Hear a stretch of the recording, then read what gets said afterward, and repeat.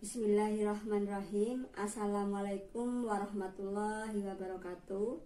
Bertemu kembali dengan saya Ibu Meni pada materi Bahasa Indonesia untuk kelas 10 Program Peminatan Ilmu Bahasa. Bagaimana kabar kalian anak-anak? Mudah-mudahan dimanapun kalian berada selalu dalam keadaan sehat. Alhamdulillah, ibu dan keluarga juga sehat, tidak kurang suatu apapun.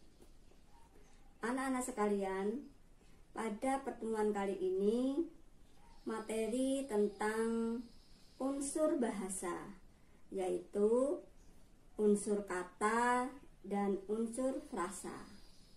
Sudah mengetahui semuanya ya yang dimaksud dengan kata maupun frasa? Ya, kata itu unsur bahasa yang terkecil yang sudah memiliki arti. Sedangkan frasa itu kelompok kata. Tapi untuk lebih jelasnya dan terperinci, nanti kalian bisa simak materi tentang kata maupun frasa. Namun, sebelum dimulai, ibu bacakan sebuah pantun karya ibu sendiri untuk kalian semuanya. Jika rindu ingin jumpa cita rasa masakan Bandung. Kalau berjaya janganlah melupa cinta kasih bunda mengandung. Itulah pantun dari ibu. Selanjutnya silahkan kalian menyimak materi tentang kata dan frasa dalam bahasa Indonesia. Anak-anak, silahkan kalian menyimak. Kategori kata dan frasa. Tujuan pembelajaran ini: 1.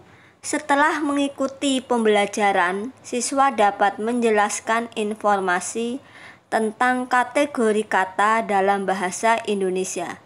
2. Setelah mengikuti pembelajaran, siswa dapat menentukan jenis-jenis frasa dan konstruksi frasa dalam kalimat.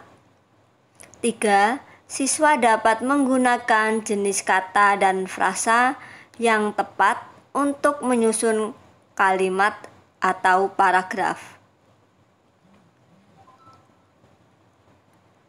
Baiklah anak-anak, selanjutnya ibu jelaskan tentang kata dan frasa. Pengertian kata. Kata adalah satuan bahasa terkecil yang dapat berdiri sendiri dan makna yang bebas.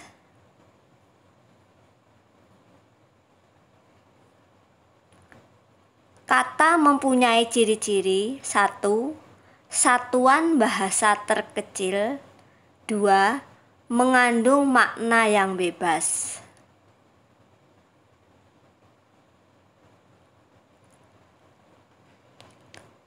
Kategori kata atau jenis-jenis kata. 1. Kata kerja. 2. Kata benda. 3. Kata sifat. 4. Kata ganti. 5. Kata bilangan. 6. Kata keterangan. 7. Kata tugas. 8. Kata seru. Dan 9. Artikel.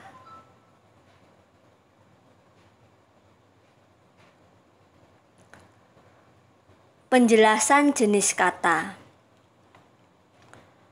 Kata kerja atau verba adalah kata yang menyatakan makna perbuatan, pekerjaan, tindakan, proses, atau keadaan.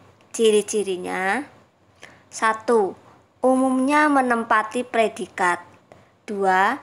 Makna perbuatan, aksi, proses, dan keadaan. 3. Tidak dapat didahului kata paling, dapat didahului kata ingkar. Tidak. 4. Dapat dipakai kata perintah. 2. Kata benda atau nomina adalah kata yang mengacu pada manusia, benda, konsep, atau pengertian.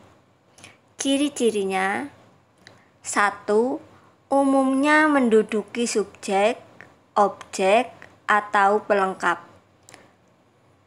2. Dapat didahului kata ingkar, bukan. Bukan kata ingkar, tidak. 3. Dapat diikuti kata sifat.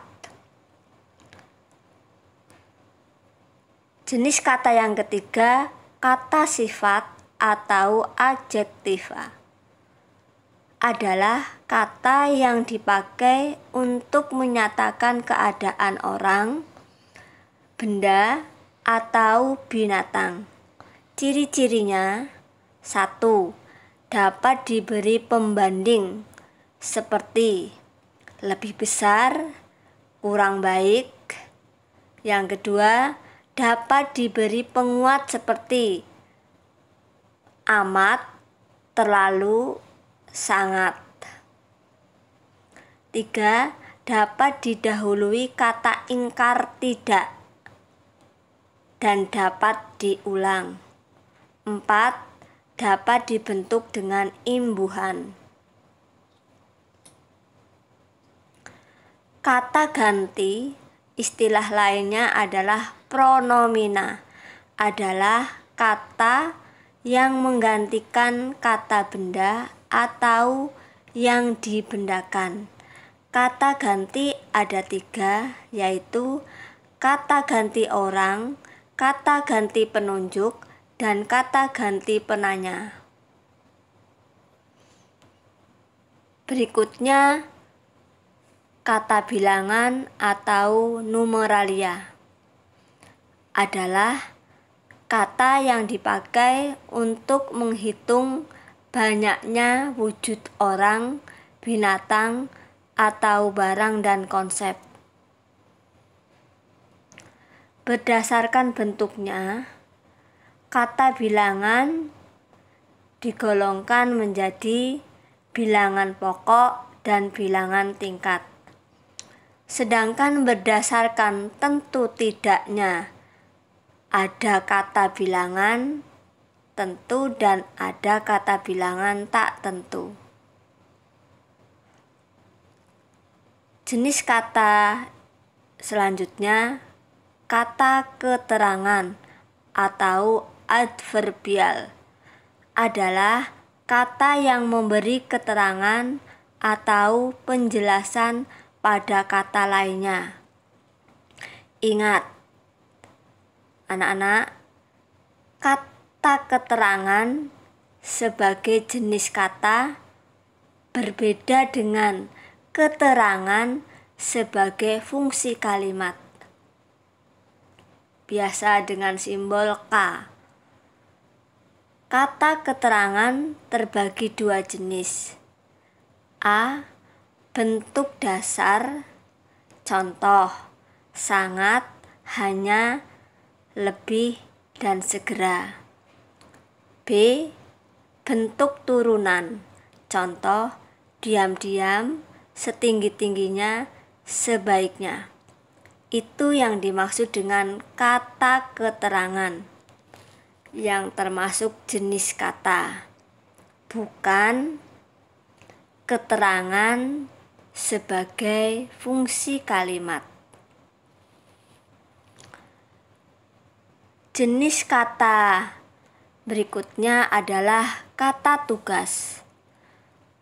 Adalah kata yang memiliki arti gramatikal tetapi tidak leksikal.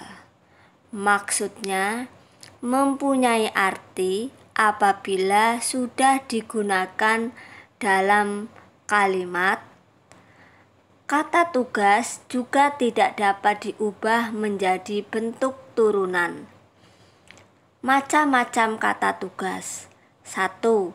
Kata depan atau preposisi. 2. Kata penggabung atau konjungsi.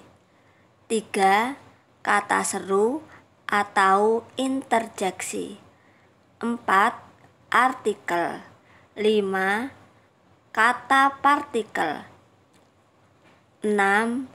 Kata tanya. Kecuali kategori tersebut yang baru saja Ibu sampaikan, ada jenis kata berimbuhan. Kata berimbuhan adalah kata yang telah mengalami pengimbuhan, baik afiksasi, prefiks, sufiks, infiks, maupun konfiks. Contoh, imbuhan awalan atau prefiks. Contohnya, bermain. 2. Imbuhan sufiks atau akhiran. Contoh kata jualan. 3. Imbuhan infiks atau sisipan. Contoh kata gemetar. 4. Imbuhan konfiks atau gabungan awalan dan akhiran. Contohnya kehujanan.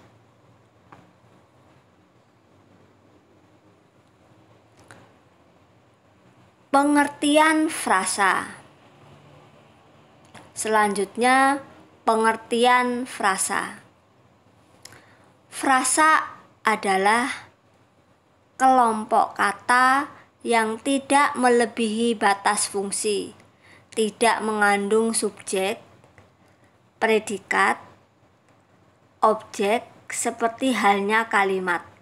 Frasa juga didefinisikan kelompok kata yang unsur-unsur masih mempertahankan makna asli, tidak seperti kata majemuk.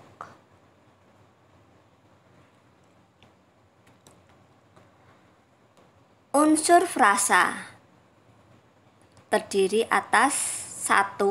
Unsur inti. Contoh, ada frasa rumah bertingkat.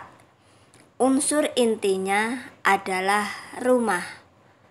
2. Unsur pelengkap. Contoh, frasa bendera merah putih. Unsur pelengkapnya merah putih.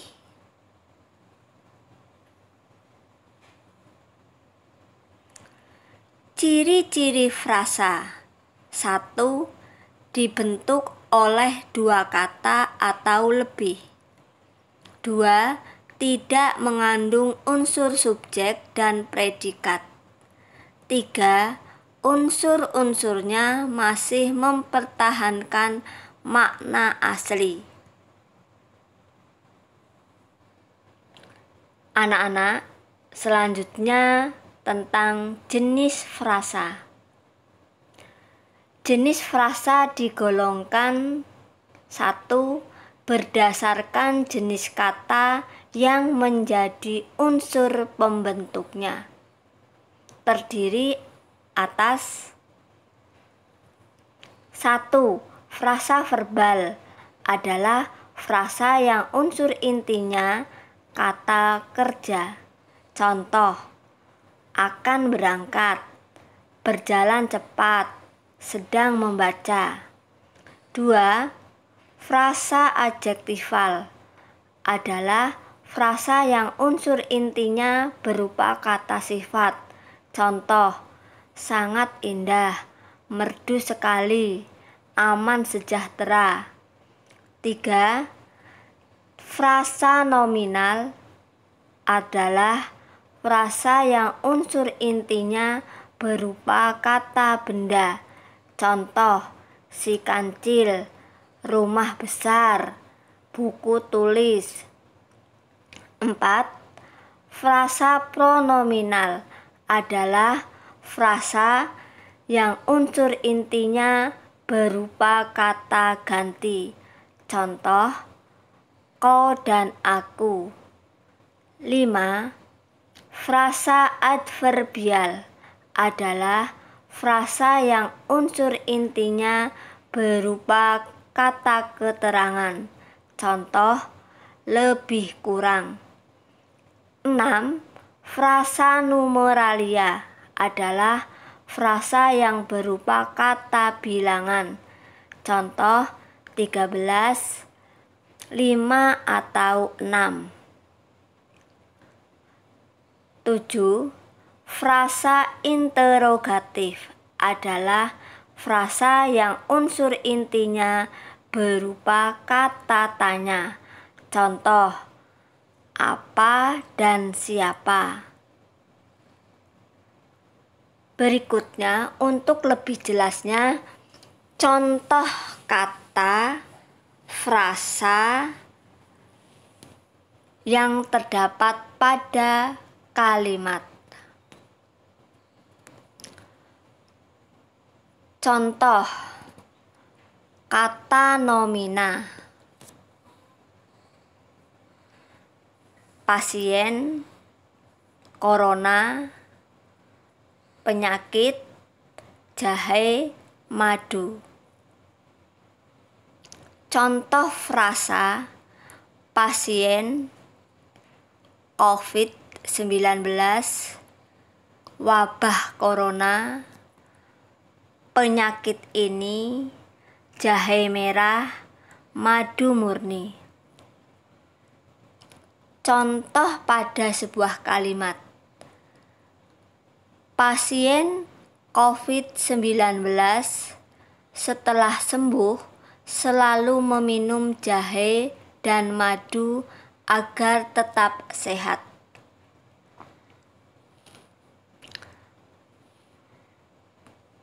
Di atas sudah dijelaskan tentang kata benda atau nomena, yang merupakan kata benda adalah kelas kata atau jenis kata yang menyatakan nama dari seseorang, tempat, atau semua benda dan segala yang dibendakan. Kata benda dapat dibagi menjadi 2, kata benda konkret untuk benda yang dapat dikenal dengan panca indera, misalnya buku, serta kata benda abstrak untuk benda yang menyatakan hal yang hanya dapat dikenal dengan pikiran, misalnya cinta.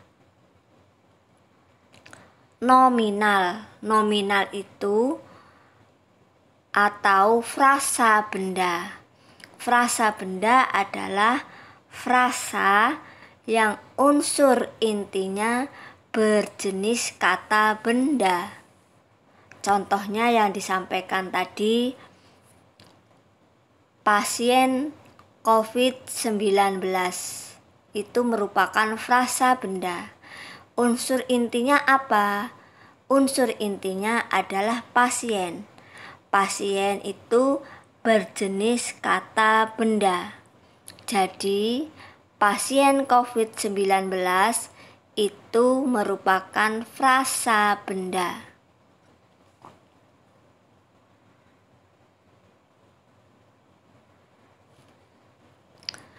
Berikutnya, kata frasa verbal atau frasa kerja dan kalimat.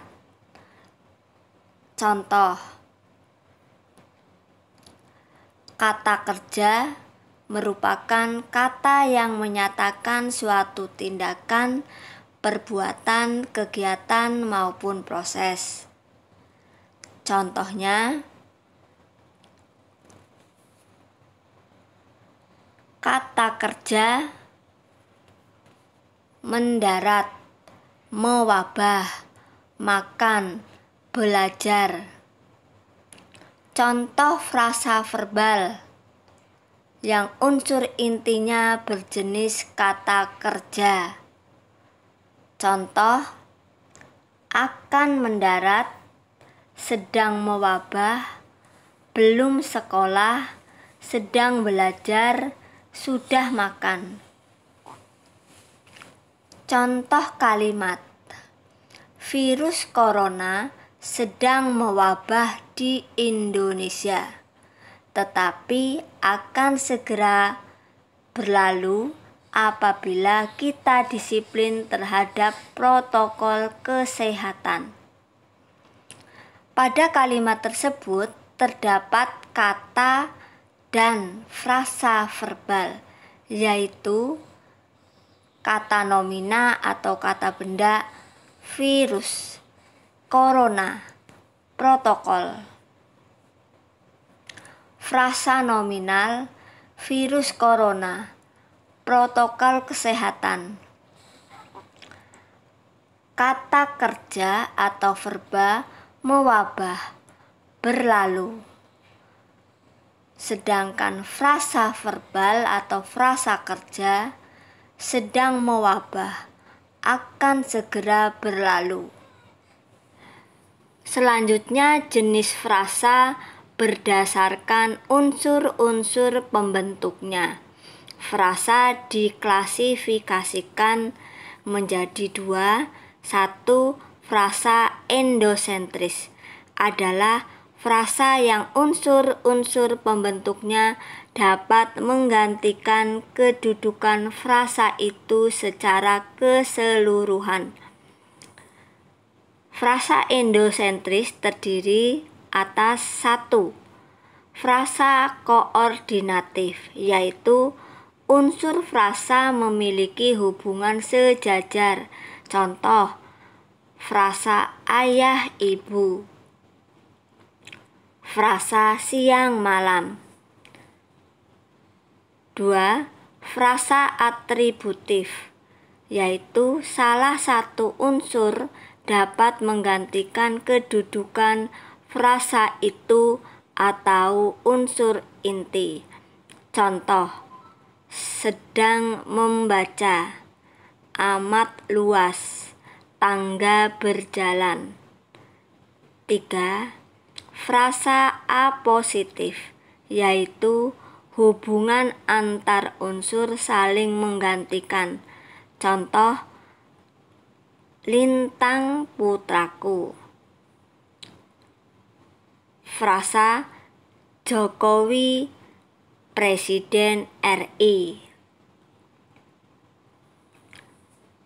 Kelompok yang kedua, frasa eksosentris, adalah frasa yang semua atau salah satu unsurnya tidak dapat menggantikan kedudukan frasa itu secara keseluruhan. Misalnya ada kalimat, kami belajar di sekolah. Kalimat itu tidak bisa seperti ini, kami belajar sekolah. Kalimat itu tidak bisa diterima. Jadi, frasa di sekolah tidak dapat diganti dengan sekolah.